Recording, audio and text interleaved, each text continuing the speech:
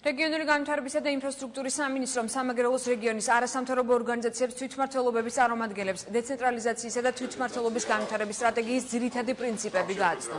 დეცენტრალიზაციისა და თვითმმართველობის განვითარების სტრატეგია, რომელსაც მხარს მთავრობა უჭერს, ორდონიანი მუნიციპალური და რეგიონული თვითმმართველობის ჩამოყალიბებას გულისხმობს.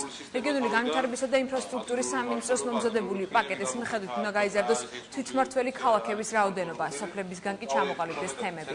მუნიციპალიტეტებისა და ქალაქების მმართველი რგოლები არჩევითი უნდა იყოს, შეიქმნას მხარეების დონეზე წარმომადგენლობითი ორგანო, რომელსაც საკუთარი ბიუჯეტი და უფლებამოსილებები ექნება.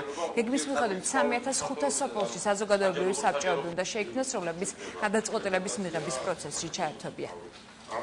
მთავრობის მიერ მომზადდა ძირითადი პრინციპები თვითმმართველობის განვითარებისა და დეცენტრალიზაციის, რომელიც ითვალისწინებს ძალიან ბევრ სიახლეს, ეს არის მასშტაბური რეფორმა, მათ შორის თვითმმართველი ქალაქების რაოდენობის და თვითმმართველი ქალაქების აღდგენა. ერთ-ერთი ნაწილი არის ის, რომ მივიღოთ სრულყოფილი თვითმმართველობა ქალაქებში, მივიღოთ საკუთარი საკრებულოთი, აღმასრულებელი რგოლით, ბიუჯეტით, საკუთარი უფლებამოსილებით და ასთავარი იმ ანგარიშვალდებულებით, რომელიც მას უნდა გააჩნდეს თავის მოსახლეობის მიმართ. ყველაზე მნიშვნელოვანი ფაქტორი ის არის, რომ ზუგდიდმა ქალაქმა თვითონ დაარჩიოს თავისი პასუხობელი პირი, ვინც უხელმძღვანელობს ქალაქს და ეს იქნება უკეთესი საშუალება თვითონ მიანდოს ბიუჯეტის და ყველაფერი მარტო ერთ ადამიანზე და მარტო ცენტრალურ ხელისუფლებაზე კი არ უნდა იყოს დამკვიდრებული, არამედ ადგილობრივ საზოგადოებაზე და იმ მოთხოვნილებებზე, რაც დღესდღეობით საჭიროებას მოითხოვს ქალაქში.